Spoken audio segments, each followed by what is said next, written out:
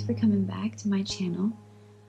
So this week's video is about a digital painting that I did of a llama, and you get to watch the whole time lapse of it while I'm narrating a bit of why I created it and what it means to me and the purpose of it.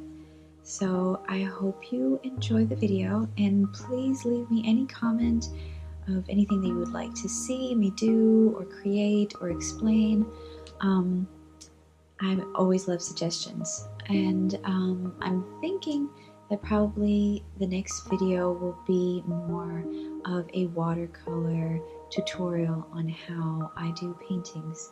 It's going to be of 2 black and white ravens and some magnolias, which are my favorite flowers. So I hope you enjoyed this video, and thanks for coming back. Have a great day. Bye. Hey everyone, so I'm gonna start telling you a little bit about this llama that I created. I have really been enjoying gouache, as you saw in my previous video of the 2 elephants, and I wanted to create something for my business cards and for some postcards that I want to have out, and I really wanted to do it with gouache. However, I didn't really feel like using my materials. I was kind of lazy, and I decided to use my iPad. So first, as always, I looked for some reference photos, either with Google or Pinterest, just to get some idea of what I wanted to do, and also the colors. Colors are very important, and I wanted some muted colors for the background, and then more lively colors for what the llama had on, because I really love those colorful, majestic llamas from Peru.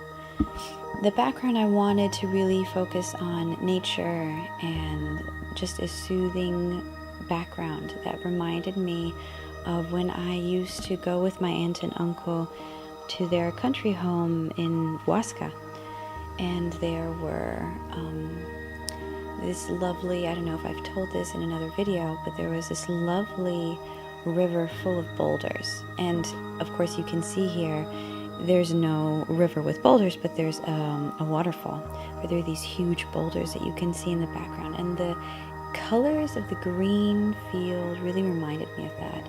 And also this other place in Colombia that I would visit, where there are just these nice varieties of muted and vivid greens. And it just brought so much tranquility to me as I was painting it. I'm not someone that does a lot of landscapes. However, this was just really, really, really enjoyable. And the gouache paintbrush that is available in Procreate was really nice. I truly enjoyed it, and it gave me that feel of gouache, so I was very happy. So I just added a lot. First I started with the mid-tone color as I did in the previous one. And then I worked on going back and forth with darks and lights and darks and lights. And I think I left the lights more to the end, but then I went back to the darks.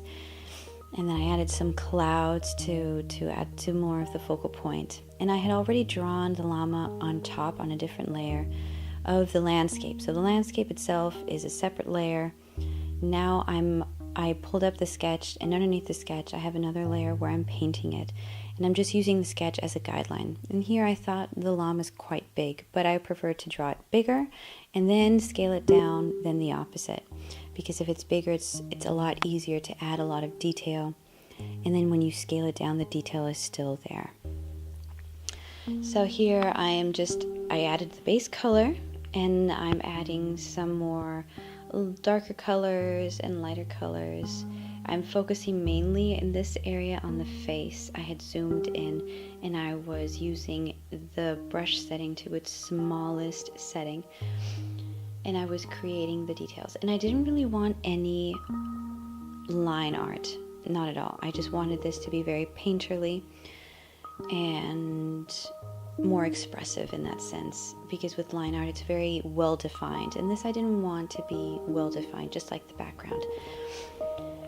And so I'm going with a more orangey creamy color for some of the fur, and then I go down into a more muted gray brownish color to add more of the darker areas of the fur. And at this part, I was doing it slowly, looking at it, seeing where does it need more detail, where should I be adding very thin hairline strokes to the fur. I didn't want to add too much, and I didn't want to add too little. And then once I'm done with that, I decided to have a lot of fun with all the details. So with the blanket on the back, and then they always have these like, I don't know what they're called, but let's call them necklaces with like pom-poms or fabric that has become just strands of thread. And then they have a little flag on the chest or the breast of the animal. And then they also have some, I don't know what they're called, like dangles. Let's just call them dangles. It's just a word I'm making up, of threads, collective threads, also on the ears. And it's also very colorful. And then I've noticed that the blanket tends to have a bit of a story to it, which is quite typical with indigenous artwork and fabric. Also in Colombia, the indigenous people will create stories of important characters or mythical creatures within the artwork. And so here I just drew a little girl with a heart and 2 white flowers, and then an eye with a heart in the middle. And yeah, so I hope you enjoyed this time lapse, and if you have any questions, please let me know, and I hope you come back. Have a great day. Bye.